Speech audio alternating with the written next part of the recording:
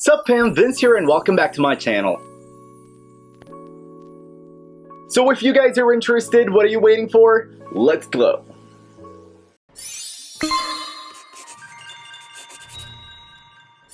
Now that we are done with the packaging and component ng product, kanina pinakita ko sa inyo yung swatches on the eyes, cheeks, and lips. Medyo in-exaggerate ko ng konti yung paglagay ng pigments on my face para makita nyo talaga yung totoong color payoff niya. But then right now, we are going to do some hand swatches for you guys. Just a small disclaimer dahil nga magkakaiba tayo ng skin tone and the product is not 100% opaque, there is a huge possibility na hindi magkatugma yung lapat ng kulay on my skin and on your skin. So now let's begin the swatches. We are going to start with the shade Cheesecake. Maglalagay lang tayo ng one dot here and another dot right here. This is how the shade Cheesecake looks like. Ito yung solid swatch niya. And this is how the shade Cheesecake looks like kapag blended sa skin. The shade looks really nice. It's very nude. Meron siyang hint ng pink and merong pagka-peach ng konti. Sobrang ganda ng shade na to. Do you guys see how blendable that product is? Sobrang parang diffused siya. Alam mo yung parang eyeshadow na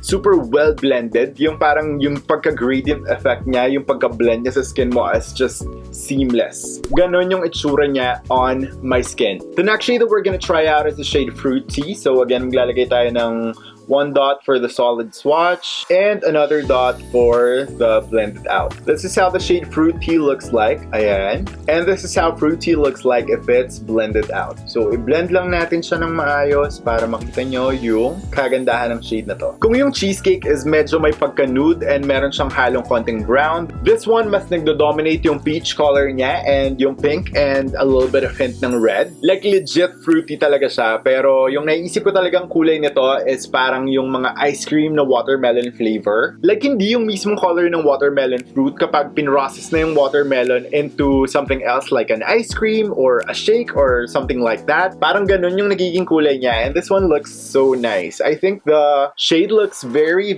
sweet lalo na pag suot-suot mo na siya on your cheeks. The next shade that we're gonna try out is the shade Winter Melon. Winter Melon is my favorite shade dun sa milk tea. I think sobrang OG talaga ng Winter Melon milk tea. Sobrang nice and sobrang sarap ng lasa. This is how the shade Winter Melon looks like on a full swatch. Ayan. And this is how it looks like once blended out. Winter Melon is a shade that I'm wearing on my cheeks right now. As you guys can see, hindi ko ginawang super prominent yung blush ko pero super well blended talaga siya. Yung parang binalik lang niya yung hint of warmth dun sa face mo. Parang binigyan ka ng life. This one is like a fusion of a bit of orange and a touch of brown. Alam nyo guys, if you're looking for warm tones, you can never go wrong with a combination of orange and brown. Sobrang ganda talaga. I think this one is super perfect para dun sa mga taong mahilig sa aesthetic na look. This one is shouting summer vibes. This one is shouting life. This one is shouting warmth.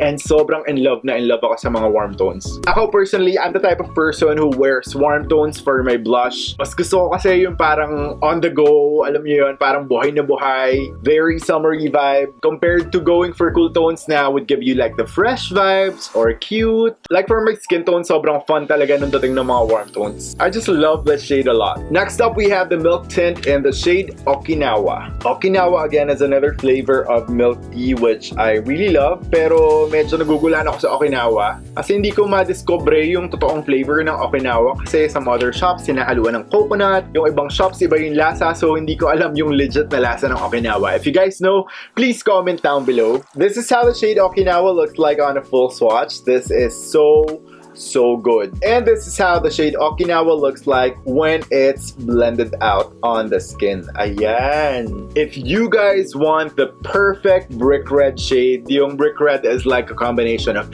brown with a mixture of orange with a mixture of red, this one is the shade for you. Okinawa is the shade that I used on my lips. Actually, dalawang shades na ginamit ko and I just love the shade a lot. So just like that, kukuha ka lang ng konting product and ilalagay mo sa lips mo. Harang ganda. Look at that. Sobrang fresh nung dating ng lips ko dyan. As in. You know what guys, I think this is my favorite shade so far sa lahat ng mga shades ng milk tints na meron ako. Okinawa is the best for me. Actually, soon gagamitin ko rin to for blush. And since sobrang grabe yung color payoff ng Okinawa, like it's a deep shade, sobrang konti lang yung magagamit mo for your blush. Less than 1 drop lang ng product, makakagawa ka na ng sobrang gandang blush. By the way guys, if we're gonna talk about the scent ng product, it's not too sweet. Amoy candy siya, pero hindi siya yung sobrang overpowering na nakakairita na yung smell. It's sweet, para siyang medyo fruity, and hindi siya amoy chemical at all. We are down to our last 2 shades. The next one that we're gonna try out is the shade 100% Sugar. So dito na natin sa taas i-swatch. Ayan. So now this is how the shade 100% Sugar looks like on a full swatch. Sobrang ganda ng color payoff nito, as in. And this is how the shade 100% Sugar looks like when it's blended out. Sometimes parang unbelievable, no, na if you're gonna do like a full swatch, you will see how intense the color payoff is nung product mismo. Like, sobrang ganda. And then yung unbelievable part is kapag binlend out mo na siya, is sobrang nice and sobrang faded talaga. I've tried a lot of different products. Hindi lahat ng products ganun. Sometimes yung mga products na medyo intense yung color payoff, kapag binlend mo siya, it's not gonna look really, really nice. But then dito sa Get Ready With Me Cosmetics, sobrang ganda, sobrang flawless, sobrang seamless, and just perfect. 100% Sugar is what I'm wearing on the middle part of my lip. Gusto ko lang ma-achieve yung parang gradient lip, and ganyan. Ayan. Para medyo, alam mo yun, yung parang kuri-kurian yung vibes natin. Sobrang ganda din ang shade na to. 100% Sugar is like a deeper version ng shade na Okinawa, but yung difference niya is this one is like a balance of orange, brown, and red. Pero itong 100% Sugar was more on the red pigment siya. Yung prominent colors niya is red and brown talaga. Very minimal lang yung halo ng orange on this shade. Last but not least, we have here the shade Mixed Berries. Alam mo, sa isang collection, never talagang mawawala ang isang cool toned red. I really think na yung shade name niya, Mixed Berries, is just so perfect para sa kanyang shade dahil this is gonna be your classic red. Ayan, classic cool toned red, meaning meron siyang mixture ng blue undertone, and this would make you look so fresh. I like shades of red kasi it's very classic, it's very timeless. Tingnan nyo naman yung blended out version. If you want to use this sa cheeks nyo, like sobrang konti lang yung kailangan nyo. Please do not put as much as 1 dot kasi sobrang intense yung color payoff niya. I mean, they're not joking nung ginagawa nila yung formula and yung color payoff ng product na to. It's so intense and I just love it. When a product has a super nice color payoff, mas less yung magagamit mong product, mas matagal mo siyang magagamit, siguradong sulit na sulit yung product mo, as in. And now these are how all the shades looks like on a full solid swatch and on a blended out swatch. If you guys are gonna look at the color story, yes, they only have 6 shades, pero kita nyo naman, it's very inclusive. Meron silang mga warm tones, meron silang classic red, meron silang cool tones, and most ng pinili nilang shades are very universal that would perfectly fit yung Pinoy or Filipino skin tone. Shade selection, no doubt, check na check talaga. Now let's talk about yung claims na binigay nila dito sa kanilang information card. If nagmamatch ba dun sa na-experience ko today dito sa vlog na to. First up, lightweight. I would definitely agree on that. I feel like I'm not wearing anything on my cheeks right now, yung blush. With some other blush na medyo cream-based, mararamdaman mo na medyo may pagka-heavy yung product kapag nilagay mo na siya on your cheeks. But with Get Ready With Me Cosmetics, wala talaga. It's super duper lightweight. Buildable yung product. Yes, it is definitely buildable. Like on my lips right now, kanina naglagay na ako ng 2 shades. Tapos nung nagsiswatch tayo, nagpatong pa ako ng 2 pang shades. So bali, 4 na yung suot-suot ko ngayon. 4 na pinagpatong-patong, and hindi ko nakikita na nagka-crack out siya. It's still very smooth, hindi nagka-crumble up yung product on my lip. And yes, it is definitely buildable. Sabi dito, long-lasting. Just a quick story guys. Kanina nung nagsiswatch ako, gusto ko na siyang hugasan, so I went to the CR. And I thought lang naman, mau-wash off siya ng water. Nung binubuhusan ko na ng tubig yung mga nilagay kong product dito sa likod ng aking kamay, dahil dito ako nagsaswatch kanina, alam nyo guys, nag-glide off lang yung tubig. Hindi siya nawa-wash off.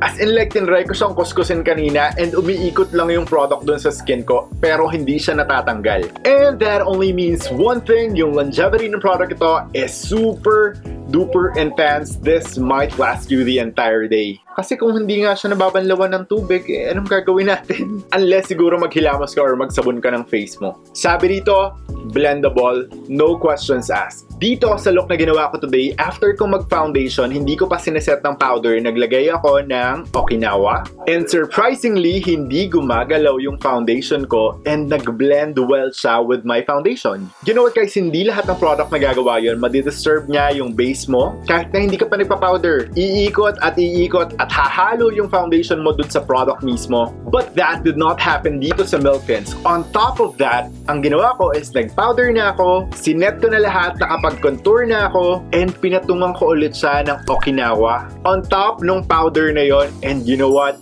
Hindi gumalaw yung base ko. Alam niyo, napapaisip na lang ako kung paano nila ginagawa to Kasi normally kapag ang powder, pinutungan mo ng cream base, gagalaw na yung base mo, masisira na agad yon. But again, it did not happen dito sa Milk Tints ng Get Ready With Me Cosmetics. Kung paano nila ginawa yon, hindi ko alam, pero ang alam ko lang, amazing siya. Alam mo yun, hindi ka na mag-worry na baka masira yung powder mo, napapatungan mo ng cream base. Wala nang ganun. Parang that is so 2020. Ito, hindi niya gagalawin yung makeup base mo kahit na magpatong ka palang magpatong dyan. Last but not least, sabi dito, pigmented. Kung titingnan nyo yung hand swatches ko, pigmented ba yan? Kung titingnan nyo yung mga swatches ko kanina, kung gano'n na pa sobra yung paglagay ko ng product, makikita nyo kung gano'n siya ka-pigmented.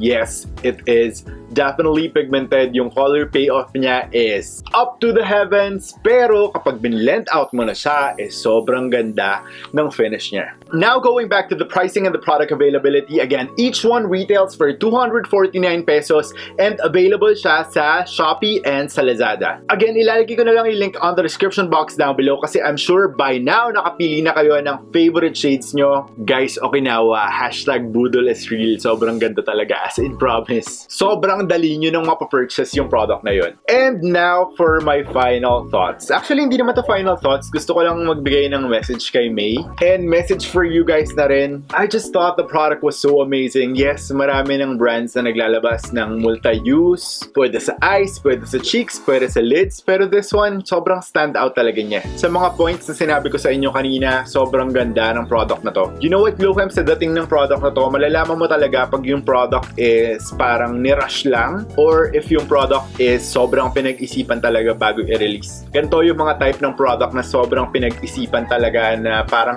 pag na-review ka, kahit gaano ka ano yung magre-review is sobrang may in love talaga sa product. Iba talaga kapag alam mong beauty creator yung gumawa ng product. Alam mong gusto talaga niyang lumabas na perfect yung product. Wala kang makikitang butas. Lahat ng hinahanap ng mga nagre-review, lahat ng hinahanap na information, kompleto. Pinag-isipan yung applicator, pinag-isipan yung component, pinag-isipan yung box, yung information sa box.